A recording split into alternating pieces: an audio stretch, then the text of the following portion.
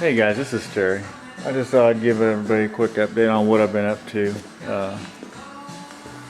for the last couple, 3 weeks, first part of January 2016.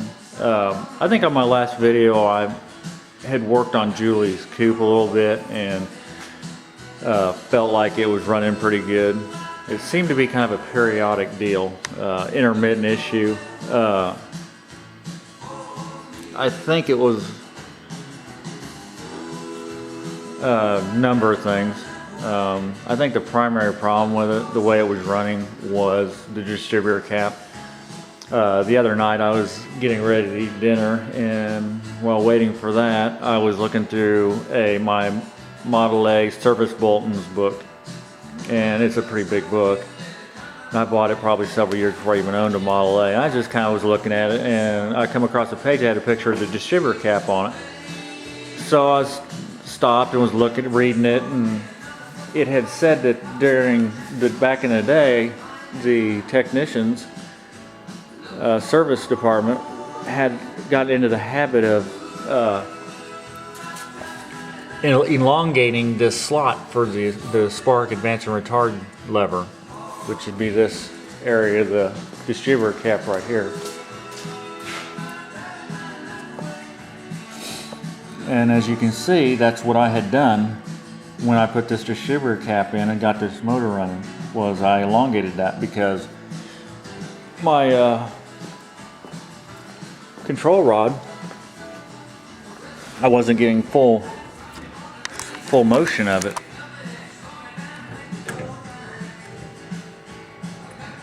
Like I thought I should. So I guess my thinking was, I thought that 20 degrees would be controlled here and not by that slot. Well, I was wrong.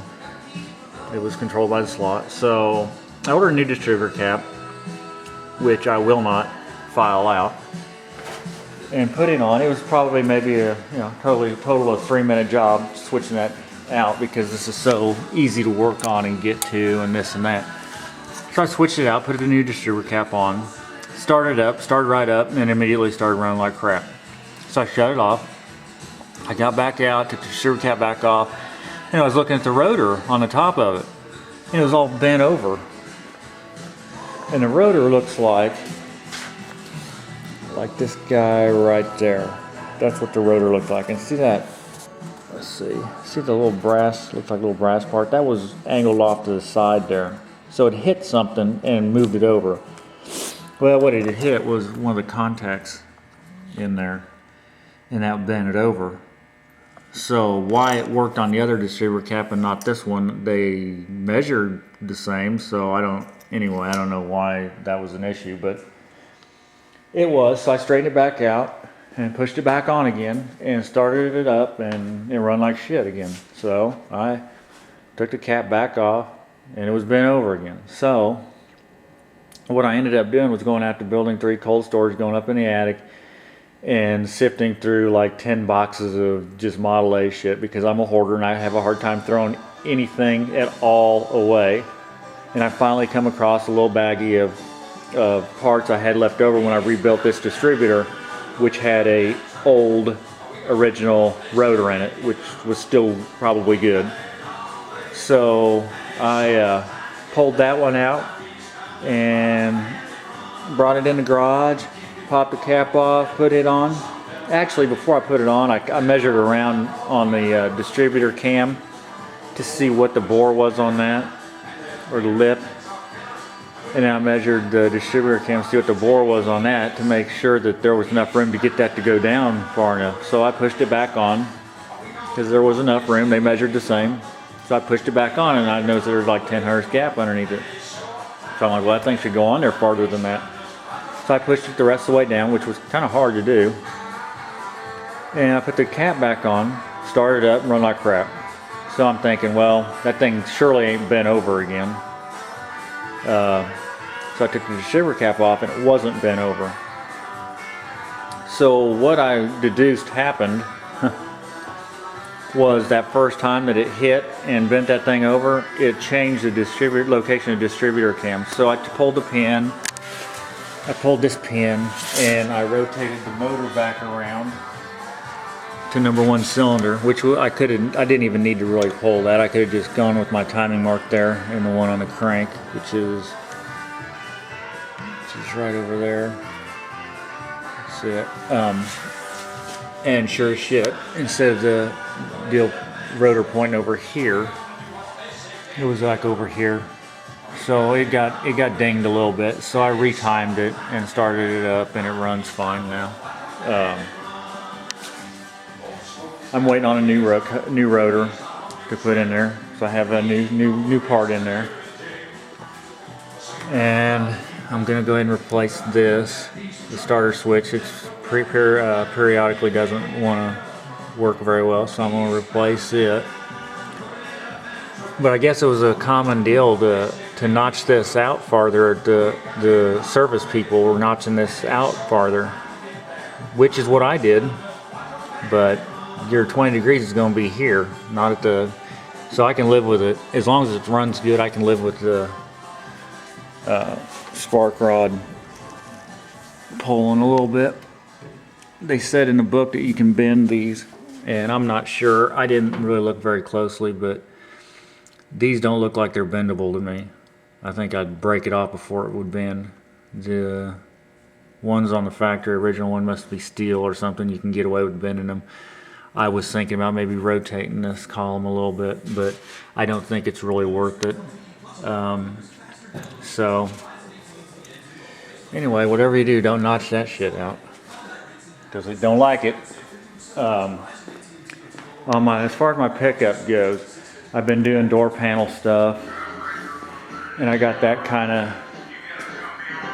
of going, nailed down. I like the way they look.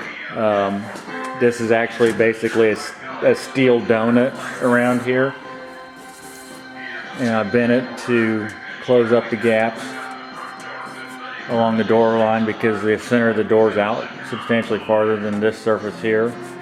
So I wanted something that I could close it up with. What I ended up doing was going in and cutting this out in this area and down here to lighten it up. And then I put an aluminum, contacted and riveted an aluminum overlay on there to give it this kind of a style that I wanted.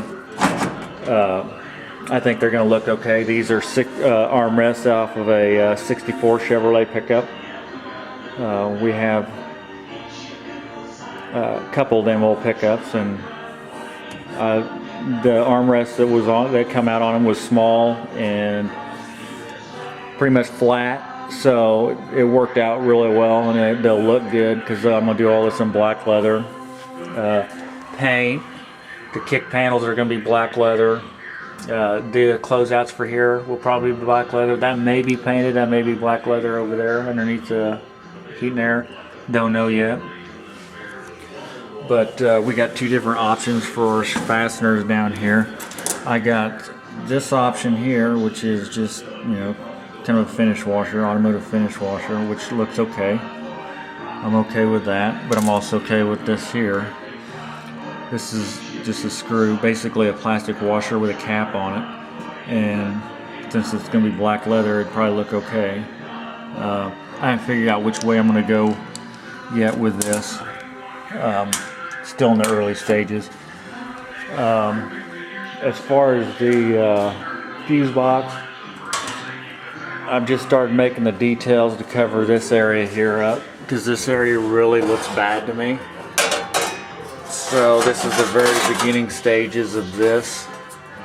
This is going to go, if I can get it in here, this will be a two-part deal.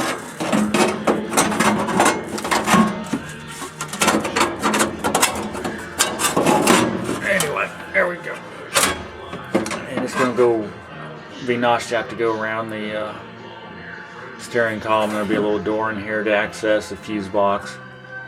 Then it'll continue with another part over here to come across here, and then return back into the firewall. And then there'll be a leather, after the interior's done, a leather bag will cover the mechanics of this pedal here up, so they're not quite so ugly. This up here, this looks like an afterthought to me, so I'm going to bend and bead roll piece of steel to kind of come up right in here and swoop down and up into here to kind of mimic this and maybe this swoop, and then it'll be painted whatever color and accent color to match this and this, so that'll look a little more right to me. I'm gonna have these chrome plated. I'm gonna have the covers for here chrome plated, and that should finish that off. That's basically it. It's pretty much it. Working on that and some of my friends' stuff, doing little things here and there. At the end of this video, I'll put up some pictures of the process of building the door panels and installing them and all this and that. Anyway, guys, thanks for watching.